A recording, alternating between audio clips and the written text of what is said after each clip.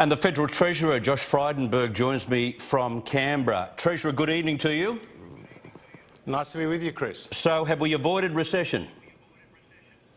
Well, we've certainly put a major and substantial package of measures to announce today, and that will help support the economy. It's all designed to keep Australian businesses in business and Australian workers in jobs. As you know, there were 6 main measures that we announced today. They were supporting cash flow of small businesses, encouraging more investment.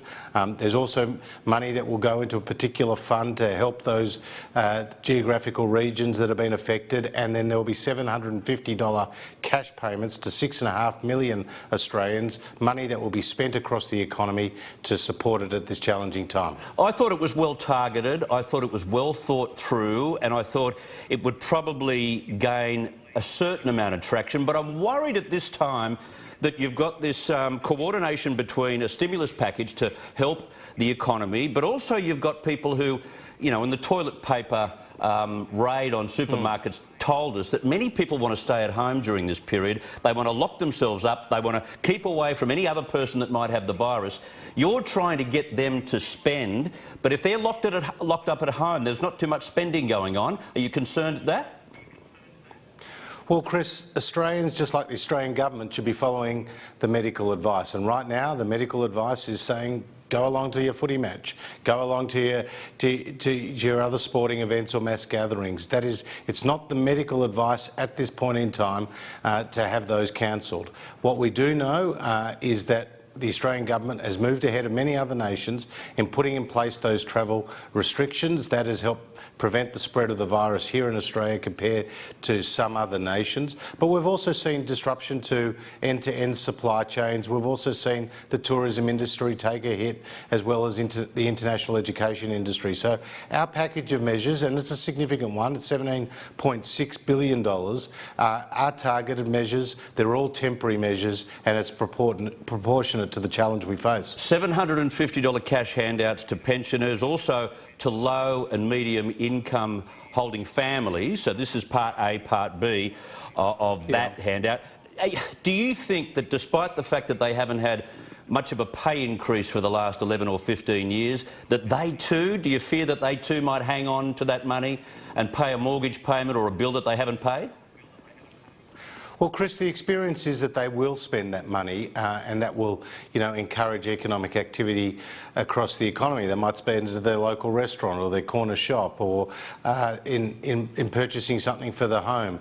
That will all be good news for the economy. But what we've done overwhelmingly in this package is focus on small and medium-sized businesses. 3 out of every $4 are going to backing businesses, because we know businesses employ people, and when there are difficult times like the current period, these businesses want to hold on to their workers, and the government supporting them with cash flow support will be important. We've also backed, obviously, Australia's apprentices, and 117,000 apprentices will benefit from a wage subsidy that we're providing. Small business is the key, as you point out, but there's a lot of go early, go hard, go families in all of this. Are you sure you didn't have Ken Henry in the background in Treasury helping you along? Well, the GFC was a very different economic shock to this one. The GFC was a banking crisis around liquidity in financial markets. This is a health crisis which is having a significant economic impact. What is different about the Rudd's response and the response that we're undertaking right now is that they set up a whole lot of those programs. Remember the pink bats, remember the overpriced school halls. We've used our existing tax and transfer system, and we haven't splashed cash around. What we have done is undertaken a series of measures in a very targeted way, and we're focused overwhelmingly on business, and that's what the Australian people would expect from a coalition government. So can you assure us, based on Kevin Rudd's experience, or our experience of Kevin Rudd, that we won't have pensioners who are living in Lebanon getting money, or we won't have dead people receiving cheques? We know that obviously our existing tax and transfer system will get that money to those people who need it, and obviously what we saw in the mistakes of the past is something we don't want to see repeated. The market didn't react too well today, or is that more of a reflection of what Donald Trump didn't do as opposed to what you did do? Well, Chris, you know that the market volatility is occurring around the world, not just here on our own stock exchange, and there are a lot of factors at play. A few days ago there was a big drop in the market, and that reflected what Saudi Arabia and Russia were saying about their oil supplies. In this case, you know, the words from the United States did have, no doubt, have an impact on investors' minds. But we're playing the long game here. What we are seeking to do is to provide support to the Australian economy, particularly business and investment, and boost confidence at a time when it's needed. But there will be another side. There will be another side of this coronavirus, and we want to come out stronger and a more productive nation as a result. This is entirely federally powered, as you used today. I think you used the word supercharged. Why didn't you drag the states and the territories in before announcing this today and force them to put their hands in the pocket in the same package? Well, the federal government is doing the heavy lifting, but there's nothing stopping the states and the territories having their own initiatives. Indeed, in South Australia, the Marshall government made a significant number of announcements around supporting additional spending through infrastructure. We've seen in Queensland some deferral of payments of payroll tax. Of course, initiatives such as those are welcome because they support the economy, but it's up to the states to make their own decisions. We didn't want to rely on the states. We wanted to put in place a very substantial federal economic response. And I say to your viewers, Chris, the hard work that the coalition government has done over the last 6.5 years has given us this financial firepower to use at a time when it's needed.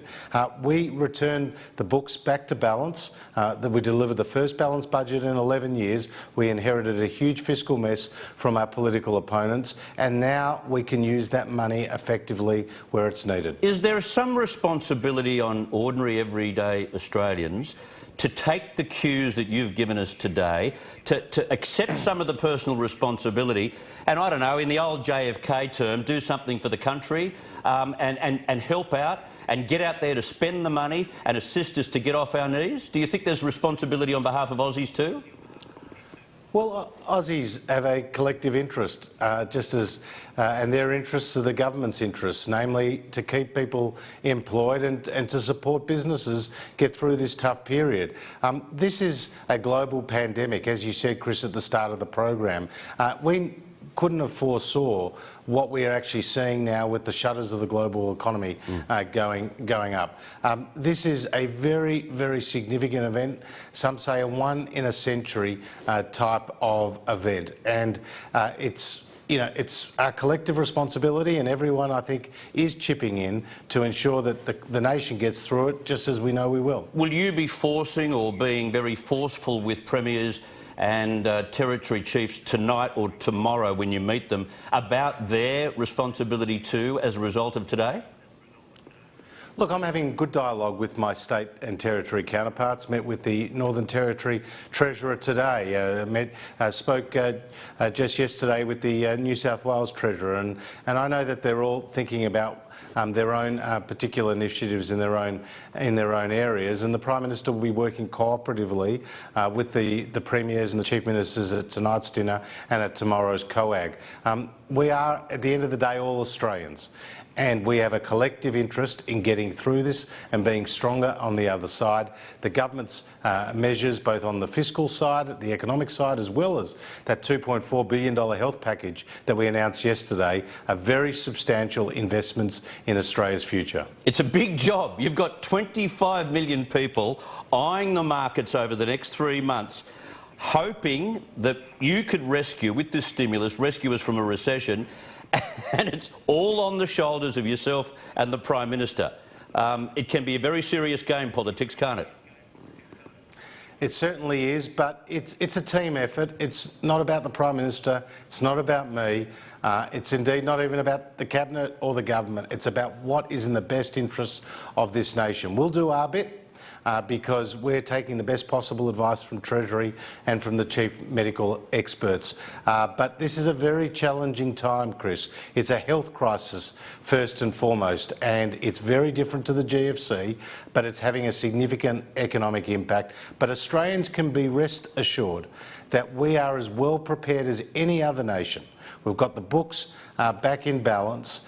We've got a great health system. We're investing on both sides of the ledger, both the health and the economic side, to produce really good outcomes for the Australian people. All right, we'll be checking on the length of your fingernails in about a month's time, but thank you very much for your time tonight and all the very best. Thanks, Chris, and all the best to you and your viewers.